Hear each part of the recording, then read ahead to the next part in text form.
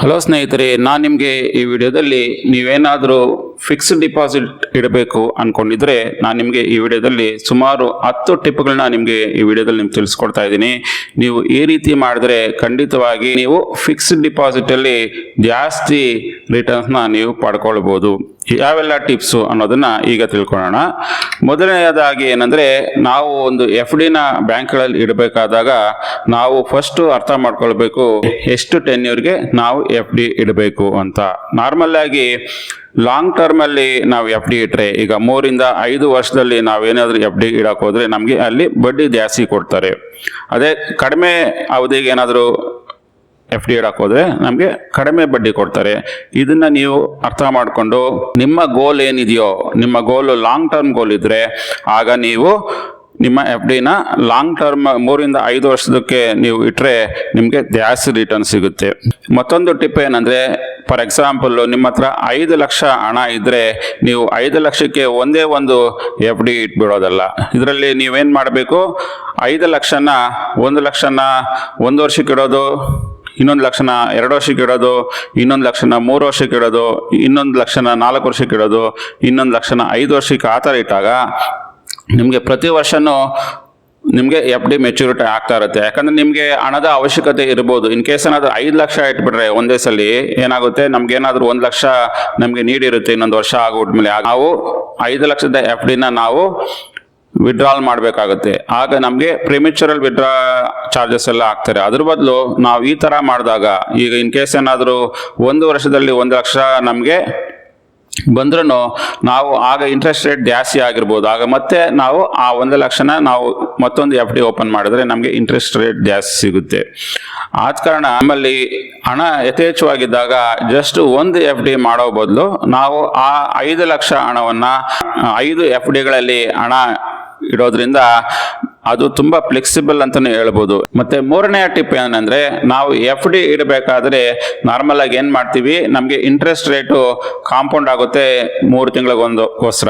ನಾವು ನಾರ್ಮಲ್ ಆಗಿ FD open ಮಾಡಿದಾಗ ಕ್ಯುಮ್ಯುಲೇಟಿವ್ FD ಓಪನ್ ಮಾಡ್ಲಿಲ್ಲ ಅಂದ್ರೆ ಏನಾಗುತ್ತೆ ಅಂದ್ರೆ, ನಮ್ಗೆ ಇಂಟ್ರೆಸ್ಟ್ ರೇಟ್ ಏನು ಜನರೇಟ್ ಆಗುತ್ತೋ ಎವ್ರಿ ಕ್ವಾರ್ಟರ್ ಏನು ಜನರೇಟ್ ಆಗುತ್ತೋ ಪ್ರತಿ 3 ತಿಂಗಳಿಗೆ ಆ ಇಂಟ್ರೆಸ್ಟ್ ನಿಮ್ಮ ಸೇವಿಂಗ್ಸ್ ಅಕೌಂಟ್ಗೆ ಬಿದ್ದ್ಬಿಡುತ್ತೆ. ಆಗೇನಾಗುತ್ತೆ, ನಿಮ್ಮ ಓವರ್ ಆಲ್ ಅಮೌಂಟ್ ಇನ್ಕ್ರೀಸ್ ಆಗೋದಿಲ್ಲ. ನಾವು ಕಾಂಪೌಂಡ್ ಎಫೆಕ್ಟಿವ್ ಆಗಿ ನಾವು ಹಣನ ವೃದ್ಧಿ ಮಾಡ್ಬೇಕಂದಾಗ ಆ ಕ್ವಾರ್ಟರ್ಲಿ ಏನ್ ಜನರೇಟ್ ಆಗುತ್ತೆ ಇಂಟ್ರೆಸ್ಟ್, ಅದು ಕೂಡ ಮತ್ತೆ ಆಡ್ ಆಗ್ಬಿಟ್ಟು ಆ ಪ್ರಿನ್ಸಿಪಲ್ ಅಮೌಂಟ್ಗೆ ಆಡ್ ಆಗ್ಬಿಟ್ರೆ ಆಗೇನಾಗುತ್ತೆ, ಅದ್ರ ಮ್ಯಾಕ್ಸಿಮಮ್ ರಿಟರ್ನ್ ನಮ್ಗೆ ಸಿಗುತ್ತೆ ಕಾಂಪೌಂಡಿಂಗ್ ಪವರ್ ಇಂದ. ಮತ್ತೊಂದು ಟಿಪ್ ಏನಂದ್ರೆ, ನಮ್ಮ ಮನೆಯಲ್ಲಿ ಯಾರಾದ್ರೂ ಸೀನಿಯರ್ ಸಿಟಿಸನ್ಗಳಿದ್ರೆ ನಾವು ಅದನ್ನು ಕೂಡ ಲಾಭವಾಗಿ ಪಡೆದುಕೊಳ್ಬಹುದು. ಯಾಕಂದ್ರೆ ಸೀನಿಯರ್ ಸಿಟಿಸನ್ ಅಲ್ಲಿ FD ಅಲ್ಲಿ ಇಟ್ಟಾಗ ನಮ್ಗೆ 0.25 ಇಂದ ಹಿಡಿದು 0.75 ವರ್ಗು ನಮಗೆ ಜಾಸ್ತಿ ಅಮೌಂಟ್ ನಮಗೆ ಬಡ್ಡಿ ರೂಪದಲ್ಲಿ ಸಿಗುತ್ತೆ. ಆದ ಕಾರಣ ನಿಮ್ಮ ಮನೆಯಲ್ಲಿ ಯಾರಾದ್ರೂ ಸೀನಿಯರ್ ಸಿಟಿಸನ್ ಇದ್ರೆ, 60 ವರ್ಷಕ್ಕಿಂತ ಜಾಸ್ತಿ ಹಿರಿಯ ನಾಗರಿಕರಿದ್ರೆ ನೀವು ಅವ್ರ ಹೆಸರಲ್ಲೂ ಕೂಡ FD ಇಟ್ಟಾಗ ನಿಮಗೆ ಜಾಸ್ತಿ ರಿಟರ್ನ್ ಸಿಗುತ್ತೆ. ಮತ್ತೆ ನಾವು ಬ್ಯಾಂಕ್ಗಳಲ್ಲಿ FD ಇಡಬೇಕಾದ್ರೆ ನಾರ್ಮಲ್ ಆಗಿ ನಾವು ಬೇರೆ ಬ್ಯಾಂಕ್ಗಳ ಜೊತೆನೂ ಕಂಪೇರ್ ಮಾಡಬೇಕಾಗುತ್ತೆ. ಯಾಕಂದ್ರೆ ನೀವು ಯಾವುದೇ ಗೌರ್ಮೆಂಟ್ ಬ್ಯಾಂಕ್ ಇರ್ಬೋದು, ಯಾವುದೇ ಪ್ರೈವೇಟ್ ಬ್ಯಾಂಕಲ್ಲಿ ನಿಮ್ಮ ಹಣ ಅಪ್ ಟು 5 ಲಕ್ಷದವರೆಗೂ ಇಟ್ಟಾಗ ಆ ಹಣ ನಿಮಗೆ ಸೇಫ್ ಅಂತಾನೆ ಹೇಳ್ಬೋದು. ಅದು ಗೌರ್ಮೆಂಟ್ ಬ್ಯಾಂಕಲ್ಲಿ ನಾರ್ಮಲ್ ಆಗಿ ಬಡ್ಡಿ ಕಡಿಮೆ ಕೊಡ್ತಾರೆ. ಅದೇ ಪ್ರೈವೇಟ್ ಬ್ಯಾಂಕ್ಗಳಲ್ಲಿ ನಮಗೆ ಬಡ್ಡಿ 1.5% ಇಲ್ಲ 1% ಜಾಸ್ತಿ ಕೊಡ್ತಾರೆ. ಆಗ ನಾವು ಈವನ್ ಪ್ರೈವೇಟ್ ಬ್ಯಾಂಕ್ಗಳಲ್ಲಿ ನೀವು ಹಣವನ್ನು ತೊಡಗಿಸಿದ್ರು ಕೂಡ ಅಪ್ ಟು 5 ಲಕ್ಷದವರೆಗೂ ಕೂಡ ನಿಮಗೆ ಇನ್ಶೂರೆನ್ಸ್ ಮಾಡಿಸಿರ್ತಾರೆ.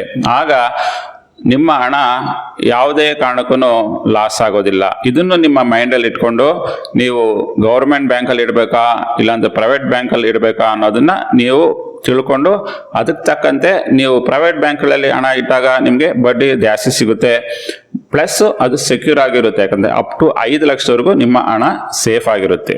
ಆಗಲೇ ಹೇಳಿದಾಗೆ ಕ್ಯುಮ್ಯುಲೇಟಿವ್ FD ಮಾಡಿದಾಗ ನಮ್ಗೇನು ಕ್ವಾರ್ಟರ್ಲಿ ಇಂಟ್ರೆಸ್ಟ್ ಬರುತ್ತೋ ಅದು ಮತ್ತೆ ರೀಇನ್ವೆಸ್ಟ್ ಆದಾಗ ನಮಗೆ ದೊಡ್ಡ ಮೊತ್ತದ ಹಣ ಸಿಗುತ್ತೆ ನಮ್ಮ FD ಮೆಚೂರ್ ಆದಾಗ. ಮತ್ತೊಂದು ಟಿಪ್ ನೀವೇನ್ ಫಾಲೋ ಮಾಡ್ಬೇಕಂದ್ರೆ, ಯಾವುದೇ ಕಾರಣಕ್ಕೂ ನೀವು ನಿಮ್ಮ FD ಪ್ರಿಮಿಚರ್ ಆಗಿ ವಿಡ್ರಾ ಮಾಡಕ್ಕೆ ಹೋಗಬಾರ್ದು. ಅದಕ್ಕೆ ನಾನು ಮೊದಲನೇದ ಒಂದು ಟಿಪ್ ಹೇಳಿದ್ದು ಏನಂದ್ರೆ, ನಮ್ಮಲ್ಲಿ 5 ಲಕ್ಷ ಇದ್ರೆ ಅದನ್ನ 5 FDಗಳಾಗಿ ಓಪನ್ ಮಾಡಿದಾಗ ನಮ್ಗೆ ಈ ತರ ರಿಸ್ಕ್ ಇರೋದಿಲ್ಲ. ಯಾಕಂದ್ರೆ ನಮ್ಗೆ ಹಣ ಬೇಕಾಗ್ಬೋದು, ಕೆಲವು ಸಲ 6 ತಿಂಗಳಿಗೆ ಹಣ ಬೇಕಾಗ್ಬೋದು, ಇಲ್ಲಾಂದ್ರೆ 1 ವರ್ಷದಲ್ಲಿ ಬೇಕಾಗ್ಬೋದು, ಇಲ್ಲಾಂದ್ರೆ 2 ವರ್ಷದಲ್ಲಿ ಬೇಕಾಗ್ಬೋದು. ನಾವು ಅದನ್ನ ಯಾವತ್ತೂ ನಾವು ಮೊದಲೇ ಯೋಚನೆ ಮಾಡೋದಕ್ಕಾಗೋದಿಲ್ಲ. ಆಗ ನಾವೇನ್ ಮಾಡ್ಬೇಕು, ನಮ್ಮಲ್ಲಿ ದೊಡ್ಡ ಮೊತ್ತದ ಹಣವನ್ನ ನಾವು ಬೇರೆ ಬೇರೆ ಎಫ್ ಡಿಗಳಲ್ಲಿ ಇಟ್ಟಾಗ ನಮ್ಗೆ ಈ ತರ ಸಮಸ್ಯೆ ಆಗೋದಿಲ್ಲ. ನಾವು ಪ್ರಿಮಿಚೂರ್ ವಿಡ್ರಾ ಮಾಡಿದಾಗ ಅವಧಿಗೆ ಪೂರ್ವ ನಾವೇನಾದ್ರೂ ಹಣವನ್ನ ಹಿಂಪಡೆಯೋದಕ್ಕೆ ಹೋದ್ರೆ ಬ್ಯಾಂಕ್ಗಳವರು ನಮ್ಗೆ ದಂಡ ಹಾಕ್ತಾರೆ. ದಂಡ ಹಾಕೋದಲ್ದಿರ ನಮ್ಗೆ ನಮ್ಮ ಇಂಟ್ರೆಸ್ಟ್ ರೇಟ್ ಅಲ್ಲೂ ಕೂಡ 1% ವರೆಗೆ ಕಡಿಮೆ ರಿಟರ್ನ್ಸ್ ಕೊಡ್ತಾರೆ. ಇದು ತುಂಬಾ ಅನ್ನೆಸೆಸರಿ, ನಮ್ಗೆ ಲಾಸ್ ಆಗುತ್ತೆ. ಆದ ಕಾರಣ ನಾವು ಎಫ್ ಡಿ ಇಡಬೇಕಾದಾಗ ಯೋಚನೆ ಮಾಡಬೇಕು, ಈ ಹಣ ನಮ್ಗೆ ಬೇಕೇ ಬೇಕಾ, ಬೇಡ ಅಂದಾಗ ಮಾತ್ರ ಆ ಅವಧಿಗೆ ನಾವು ಎಫ್ ಡಿ ಇಡಬೇಕು. ಇಲ್ಲ ಅಂದ್ರೆ ಮಲ್ಟಿಪಲ್ ಎಫ್ ಡಿಗಳಾಗಿ ನಾವು ಎಫ್ ಡಿನ ಇಟ್ಟಾಗ ನಮ್ಗೆ ಎಷ್ಟು ಬೇಕೋ ಹಣನ ನಾವು ವಿಡ್ರಾ ಮಾಡ್ಕೊಳ್ಬಹುದು. ಆಗ ಈ ಪ್ರಿಮಿಚೂರ್ ವಿಡ್ರಾಲ್ ಸಮಸ್ಯೆನೆ ನಮ್ಗೆ ಬರೋದಿಲ್ಲ. ಮತ್ತೊಂದು ಅಡ್ವಾಂಟೇಜ್ ಏನಂದ್ರೆ, ನಮ್ಗೆ ಎಫ್ ಡಿ ಅಲ್ಲಿ ಇಟ್ಟಾಗ, ಲಾಂಗ್ ಟರ್ಮ್ ಎಫ್ ಡಿ ಅಲ್ಲಿ ಇಟ್ಟಾಗ ನಮ್ಗೆ ಸೆಕ್ಷನ್ 80C ಅಲ್ಲಿ ನಮ್ಗೆ ಟ್ಯಾಕ್ಸ್ ಬೆನಿಫಿಟ್ ಕೂಡ ಸಿಗುತ್ತೆ. ಏನಂದ್ರೆ ಇಲ್ಲಿ ಒಂದು ಪ್ರಾಬ್ಲಮ್ ಏನಂದ್ರೆ, ನಾವು ಏನು ಎಫ್ ಡಿ ಇಡ್ತೀವೋ, ಟ್ಯಾಕ್ಸ್ ಸೇವಿಂಗ್ ಎಫ್ ಡಿ ಏನಂತ ಹೇಳ್ತೀವೋ, ಅದು 5 ವರ್ಷದ ಅವಧಿಗೆ ನಾವು ಎಫ್ ಡಿ ಇಡಬೇಕಾಗುತ್ತೆ. ಈ 5 ವರ್ಷದ ಎಫ್ ಡಿ ಅಲ್ಲಿ ಇಟ್ಟಾಗ ನಮ್ಗೆ ಟ್ಯಾಕ್ಸ್ ಎಕ್ಸೆಂಪ್ಷನ್ ಕೂಡ ಸಿಗುತ್ತೆ. ಇದರಲ್ಲಿ ನಾವು 1.5 ಲಕ್ಷದವರೆಗೂ ಕೂಡ ನಮ್ಮ ಹೂಡಿಕೆಯಲ್ಲಿ ನಾವು ಟ್ಯಾಕ್ಸ್ಗೆ ಎಕ್ಸೆಂಪ್ಷನ್ ಇದರಲ್ಲಿ ಸಿಗುತ್ತೆ. ಅಂದ್ರೆ ನಮ್ಮಲ್ಲಿರುವ ಹಣ ನೆಕ್ಸ್ಟ್ 5 ಇಯರ್ಸ್ ಬೇಡವೇ ಬೇಡ ಅಂದಾಗ ಮಾತ್ರ ಈ ಪ್ರಯೋಜನವನ್ನ ನಾವು ಪಡ್ಕೊಳ್ಬೇಕು. ಮತ್ತೆ ಕೊನೆಯ ಟಿಪ್ ಏನಂದ್ರೆ, ನಾರ್ಮಲ್ ಆಗಿ ನಾವ್ ಏನ್ ಮಾಡ್ಬೇಕು, ಎಫ್ ಡಿಗಳಲ್ಲಿ ಇಡಬೇಕಾದಾಗ ಹಣವನ್ನ ನಾವು ಮಾರ್ಕೆಟ್ ಕಂಡೀಷನ್ ಕೂಡ ನಾವು ಚೆಕ್ ಮಾಡ್ತಾ ಇರಬೇಕು. ಅದಕ್ಕೆ ನಾವ್ ಹೇಳೋದು, ನಮ್ಮಲ್ಲಿ ದೊಡ್ಡ ಮೊತ್ತದ ಹಣ ಇದ್ದಾಗ ನಾವು ಮಲ್ಟಿಪಲ್ ಎಫ್ ಡಿಗಳನ್ನ ನಾವು ಇಡಬೇಕು. ಇನ್ ಕೇಸ್ ಏನಾದ್ರು ಈಗ ಎಫ್ ಡಿ ರೇಟ್ ಕಡಿಮೆ ಇರ್ಬೋದು, ನಾವು ಮಲ್ಟಿಪಲ್ ಎಫ್ ಡಿಗಳಿಟ್ಟಾಗ ಅದು ಬೇಗ ಮೆಚೂರ್ ಆಗುತ್ತೆ. ಆ ಮೆಚೂರ್ ಆದಾಗ ಮುಂದಿನ ದಿನಗಳಲ್ಲಿ ಬಡ್ಡಿ ಮೇಲೆ ಹೋಗ್ಬೋದು. ಆಗ ಆ ಹಣವನ್ನ ನಾವು ಮತ್ತೆ ತೊಡಗಿಸ್ಕೊಳ್ಬಹುದು, ಜಾಸ್ತಿ ಇಂಟ್ರೆಸ್ಟ್ ರೇಟ್ಗೆ ನಾವು ತೊಡಗಿಸ್ಕೊಳ್ಬಹುದು. ಆದ ಕಾರಣ ನಾವು ಯಾವಾಗ್ಲೂ ಇಂಟ್ರೆಸ್ಟ್ ರೇಟ್ ಮಾನಿಟರ್ ಮಾಡ್ಕೊಂಡು ಅದಕ್ಕೆ ತಕ್ಕಂತೆ ನಾವು ಎಫ್ ಡಿನ ಇಟ್ಟಾಗ ನಾವು ಅದರಿಂದ ಸಾಕಷ್ಟು ಒಳ್ಳೆ ರೀತಿಯಲ್ಲಿ ಹಣವನ್ನ ರಿಟರ್ನ್ ಪಡ್ಕೊಳ್ಬಹುದು. ಆದ್ರಿಂದ ನಾನು ಇದುವರೆಗೂ ಈ ವಿಡಿಯೋದಲ್ಲಿ ತಿಳಿಸಿರುವ ಈ ಎಲ್ಲ ಟಿಪ್ಸ್ಗಳನ್ನ ಮೈಂಡಲ್ಲಿ ಇಟ್ಕೊಂಡು ನೀವು ಎಫ್ ಡಿ ಮಾಡೋದ್ರಿಂದ ನಿಮಗೆ ಸಾಕಷ್ಟು ರೀತಿಯಲ್ಲಿ ಒಳ್ಳೆ ರಿಟರ್ನ್ ಕೂಡ ಸಿಗುತ್ತೆ ಅಂತ ಹೇಳುವ ಮೂಲಕ ಈ ವಿಡಿಯೋನ ನಾನು ಇಲ್ಲಿಗೆ ಮುಗಿಸ್ತಾ ಇದ್ದೀನಿ. ಧನ್ಯವಾದಗಳು.